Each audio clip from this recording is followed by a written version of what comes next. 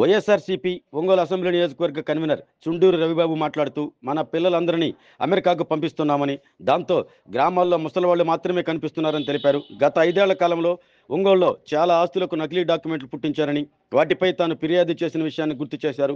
మన వారు విదేశాల్లో స్థిరపడితే 20 ఏళ్ల తర్వాత మన జాతి అంతరించిపోయే ప్రమాదం ఉందని ఆయన ఆందోళన వ్యక్తం చేశారు. మద్దిపాడు మండలం వెంకటరాజుపాలెంలో జరిగినటువంటి కమ్మ కార్తీక వన మహోత్సవంలో ఆయన పాల్గొని మాట్లాడారు. ఇక్కడ విచ్చేసిన బంధువులందరికీ నమస్కారం. బంధువులను ఎందుకు అంటున్నారంటే, సంబంధం చూస్తే ఎటో కాటు తిరిగి అందరికి బంధువులు అవుతాం. అందుకనే ఇది బంధువుల సమావేశం, ఒక కుటుంబ సమావేశంగా భావిస్తాం. అందరినీ కోరేది ఏంటంటే,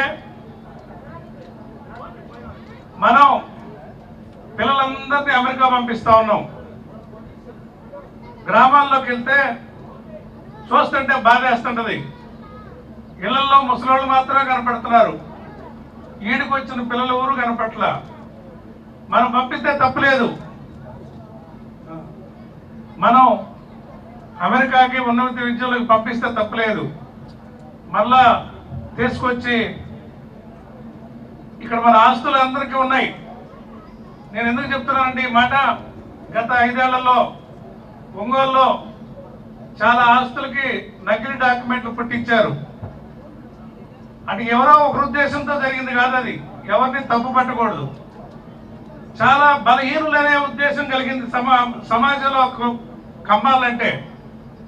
వీళ్ళ జోలికి వస్తే ఎవరు రారు, పిల్లలు లేరు, అందరు పెద్దవాళ్ళు, రిటైర్ అవుతున్న వాళ్ళు రోడ్డు మీదకి వస్తే కేసులు పెడతారంటే భయపడతారని చెప్పి ఎవరో ఒకరు చాటు నుంచి దళితులతోటి ఎస్సీ ఎస్టీ కేసులు పెడతామని బెదిరించి మరి డాక్యుమెంట్లు పుట్టించి ఇబ్బందులు పెడుతుంటే, దాని మీద నేనే కలెక్టర్ గారి దగ్గరికి ఒక 10 మందిని తీసుకెళ్ళి, ఇట్లా ఊళ్ళో లేని వాళ్ళు, హైదరాబాద్ లో ఉన్న వాళ్ళు, అమెరికాలో ఉన్న వాళ్ళు ఆస్తులు టార్గెట్ చేసి ఆఖరికి మహానాడు మీటింగ్ పెడితే దాని మీద కూడా డాక్యుమెంట్ క్రియేట్ చేశారు. వాళ్ళందరినీ తీసుకెళ్ళి నేను మనవారిపల్లి వెళ్ళి మన వాళ్ళందరినీ అడిగా, ఎందుకు మీరు పోలీస్ స్టేషన్ కూడా రారు, మీ ఆస్తులు కాజేస్తుంటే ఎవరున్నారు అబ్బాయి తిరిగే వాళ్ళు ఏడకపోతే కోర్టుకు వేద్దాం అన్నారు. కాదని చెప్పి తీసుకెళ్లి డిఎస్పీ దగ్గర మాట్లాడి వాళ్ళ చేత కేసులు రిజిస్టర్ చేయించారు. అంటే ఎవరు తప్పు చేయాలని పెద్దవాళ్ళకి ఎవరికి ఉండదు. ఆ రోజు అశోక్ వర్ధన్ రెడ్డి డిఎస్పీకి ఉన్నాడు, కలెక్టర్, ఎస్పీలు అందరూ చాలా సీరియస్ గా అందరి మీద కేసులు 420లు ఫోర్జరీ డాక్యుమెంట్ కేసులు పెట్టి 70 మందిని అరెస్ట్ చేశారు. 100లకు పైగా నకిలీ డాక్యుమెంట్స్ అన్ని తీసుకొచ్చారు. ఆ సంఘటన చేయకపోతే చాలా మంది బెల్లం సుబ్బారావు గారు ఉంటాడు, సుబ్బారావు గారి అన్న కొడుకు అంటే నా ఫ్రెండ్ సురేష్, వాళ్ళని కూడా కబ్జా చేశారు.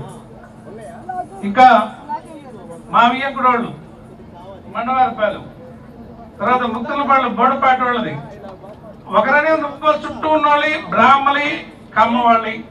అంటే మనం కూడా సమాజానికి అంతరించిపోతున్న జాతిలో కనపడుతున్నాం.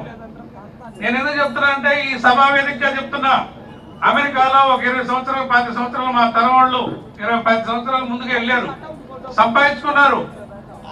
ఇవాళ ఇక్కడ పిల్లలందరూ చదువుకున్నారు, ఇన్ఫ్రాస్ట్రక్చర్ ఏర్పడింది. ఇక్కడ ఇన్వెస్ట్మెంట్ చేసి ఇప్పుడు వర్క్ ఫ్రమ్ హోమ్ తీసుకోవచ్చు, ఏ ఊర్లో ఎక్కడైనా ఉద్యోగం చేయొచ్చు. తిరిగి ఇక్కడ ఇన్వెస్ట్ చేసి కనీసం ఈ జాతిలో పిల్లలు ఇక్కడ గ్రామాల్లో ఉండేటట్టుగా, వాళ్ళ తల్లిదండ్రుల దగ్గర ఉండేటట్టుగా ముందు పోయిన మిత్రులందరినీ అమెరికాలో ఉన్న వాళ్ళని ఈ సభా వేదికగా అప్పీల్ చేస్తా ఉన్నా. లేకపోతే 20-25 సంవత్సరాల తర్వాత గ్రామాల్లో మన జాతి అంతరించిపోతున్న జాతిగా బాధపడతా ఉంటుంది. మేము ఊళ్ళో తిరుగుతూ ఉంటే మీరు కూడా, నేను కూడా మా అబ్బాయిలిద్దరిని అమెరికా చదివించా.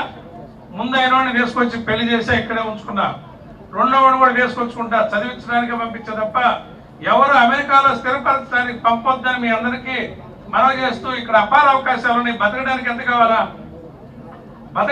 కావాలా? ఇవాళ ఎవరు అందరు కంఫర్ట్గా బతుకుతున్నారు, ఎవరికి ఆస్తులు కొరవ కాదు. అందులో మన వాళ్ళకి చాలా సౌండ్గా ఉన్నారు. అమెరికా పిచ్చి పెట్టి ఆడ పంపించి ఓల్డ్ ఏజ్ హోమ్లో ఉండి, ఓల్డ్ ఏజ్ హోమ్లో చూస్తే మొన్న మా బంధువు అయిన పొందూరు రంగారావు ఊర్లో, పొందూరులో రంగయ్య, పొందూరులో 40 ఎకరాల పెద్ద రైతు చనిపోతే వాళ్ళ పిల్లలు రావడానికి 4 రోజులు పెట్టింది. వాళ్ళు చెప్పుకోలేని బాధ ముసలి వాళ్ళది. ఎందుకంటే ఓల్డ్ ఏజ్ హోమ్కి నేను కూడా వెళ్తా ఉంటా.